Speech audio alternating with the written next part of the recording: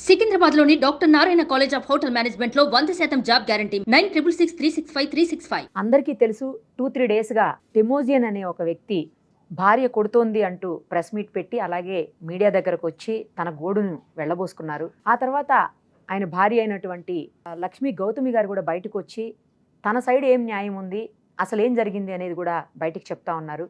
ఇప్పుడైతే ప్రజెంట్ ఇద్దరూ మన స్టూడియోలో ఉన్నారు. వాళ్ళతో పాటు ప్రముఖ ఫ్యామిలీ కౌన్సిలర్ అయినటువంటి ప్రియా చౌదరి గారు కూడా ఉన్నారు. ఎందుకంటే ఈ సమస్యకు ఒక సొల్యూషన్ తీసుకురావాలి, ఒక పరిష్కారం చూపించాలి.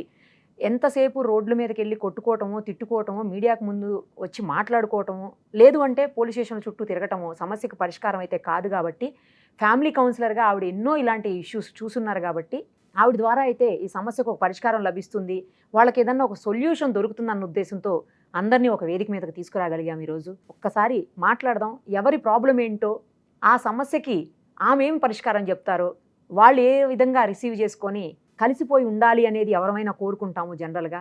వాళ్ళు అలా కలిసి ఉండాలి, మంచిగా వాళ్ళ బాబు కోసమైనా హ్యాపీగా మళ్ళీ లైఫ్ని లీడ్ చేయాలని చెప్పేసి ఆలోచించే ఈ డెసిషన్ తీసుకున్నాము. ఒకసారి అందరితో కూడా మాట్లాడదాం. అందరికీ నమస్తే అండి. నమస్తే. మీదైతే నేను మీ ఇంటర్వ్యూనే చేశాను కాబట్టి మీ గురించి మీ సైడ్ మొత్తం విన్నానండి ఆల్రెడీ. తర్వాత అందరూ మన ఆడియన్స్ వ్యూవర్స్ అందరూ కూడా విన్నారు. ఇక మీదైతే వినలేదండి మేము. మీరు చెప్తున్న దాని ప్రకారం అంటే ఎక్కడో చూశాను తప్పించి నేను మా దగ్గర అయితే చెప్పలేదు. ఆయన దగ్గర నుంచి ఫస్ట్ ఏ సమస్యలు అయితే రేజ్ చేశారో, కొట్టారు అనేది మేజర్ ఇష్యూ ఆయన చెప్తున్నది. అసలు ఎందుకు కొట్టాల్సి వచ్చింది, నిజంగా కొట్టారా, అసలు ఆ కొట్టేటువంటి పరిస్థితులు ఎందుకు వచ్చాయి మీకు? ఆయన మెయిన్ ఆయన చేస్తున్న అబ్యూషన్ ఏంటంటే మర్డర్ అటెంప్ట్ అని చెప్తున్నారు. అదైతే నేను చేయలేదు మ్యామ్. నెక్స్ట్ బైట్ మార్క్స్ అవి చూపిస్తున్నారు కదా, అది నేను డిఫెండ్ చేసుకున్నాను. ఆయన పట్టుకున్నప్పుడు పట్టుకున్నారు, ఇది పట్టుకున్నారా? ఫస్ట్ ఇలా పట్టుకున్నారు, ఏంటి మాట్లాడుతున్నావు, ఆయన వాయిస్ రేజ్ చేస్తున్నావు అన్న టైప్లో మాట్లాడితే నేను అప్పుడు లాగేసి వచ్చాయి. అప్పుడు వదిలిపోయింది. కానీ ఆయన మళ్ళీ నెక్స్ట్ టైం ఆయన కోపం వచ్చి మళ్ళీ ఇట్లా ఇంకా డైరెక్ట్ పీక పట్టేసుకున్నారు. పట్టుకునేటప్పటికి ఇక్కడ ఇటు సైడ్ అంతా నొక్కకుపోయి నాకు శ్వాస ఆడలేనట్టు అయిపోయి పడిపోయాను. పడిపోతే ఈ ప్రాసెస్లో డిఫెండ్ చేసుకోవాల్సి వచ్చింది. అంటే నా ఉంటుంది కదా, నేను లాక్కోవడం అట్లా నాకు వదలట్లేదు అని చెప్పి నేను ఆయన రైట్ హ్యాండ్ నాకు తెలిసి రైట్ హ్యాండ్ కరిచారంటే కొరికారు. కొరికిన మార్క్ కూడా ఆయన చూపించారు. ఎందుకంటే నాకు మరి అవ్వట్లేదు మేడం. సో ఇది కొరికితే అయినా సరే ఆయన వదిలేస్తారు. పెయిన్ ఉంటుంది కదా ఆబ్వియస్గా, ఎవరికైనా కొరికినప్పుడు పెయిన్ ఉంటుంది అని చెప్పి నేను కొరికాను. ఈ ప్రాసెస్లో అది జరిగింది మేడం. అసలు పీక పట్టుకునే స్థాయి వరకు మీరు ఎందుకు కొట్లాడుకున్నారు? అంటే ఇవే మ్యామ్, చిన్న ఫైనాన్షియల్ ఇష్యూస్. అట్లా ఫైనాన్షియల్ ఇష్యూస్ అంటే భారీ స్థాయి కాదు, ఇంట్లోకి ఇవ్వరు.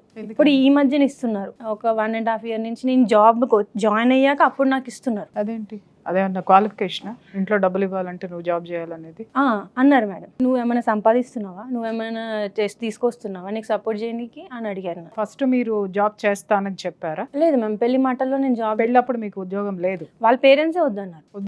మీరు చేయాల్సిన పని లేదు, మా అబ్బాయి బాగా చూసుకుంటాడు. నన్ను చాలా ఒత్తిడి పెట్టారు. ఎంత ఒత్తిడి పెట్టారంటే నేను ప్రెగ్నెన్సీ టైంలో కూడా నేను వెళ్ళి ఎగ్జామ్ రాసి వచ్చిన రోజులు కూడా ఉన్నాయి, గవర్నమెంట్ ఎగ్జామ్. ఏం ఒత్తిడి పెట్టారు మీరు ప్రెగ్నెన్సీలో ఉన్నప్పుడు? నువ్వు జాబ్ చేయవా, చదవవా, ఎంటెక్ చేయవా? ఎవరు ఒత్తిడి పెట్టారు? ఈయన పెట్టారు. వీళ్ళ పేరెంట్స్ వద్దంటారు, ఈయన చేయమంటారు. మీరు వాళ్ళ పేరెంట్స్ కి చెప్పలేదా? చెప్పానండి, నేను చెప్తాను. వాళ్ళు ఏమన్నారు? చెప్పినట్టున్నారు ఆ విషయం. ఆ అమ్మాయి ప్రెషర్ తీసుకుంటుంది, సో డెలివరీ అయ్యేదాకా అమ్మని ఏమో చెప్పుండొచ్చు. సో అప్పుడు నాకు ఓకే, ప్రెగ్నెన్సీ టైంలో నాకు షుగర్ లెవెల్స్ బాగా పెరిగిపోయినాయి మేడం. ఉంటాయమ్మా ఆబ్వియస్లీ, చాలా టెన్షన్ తీసుకున్నా గానీ.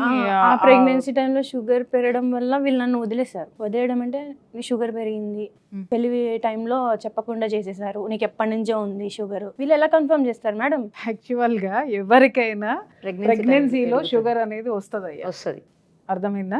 తర్వాత తెలుసా అసలు?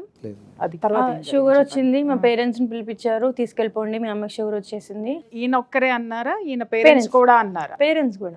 ఈయన కంప్లీట్ సపోర్ట్ వాళ్ళ పేరెంట్స్. సుమన్ టీవీలో మీ పర్సనల్ అండ్ బిజినెస్ ప్రమోషన్స్ కోసం కింది నెంబర్ కి కాంటాక్ట్ చేయండి.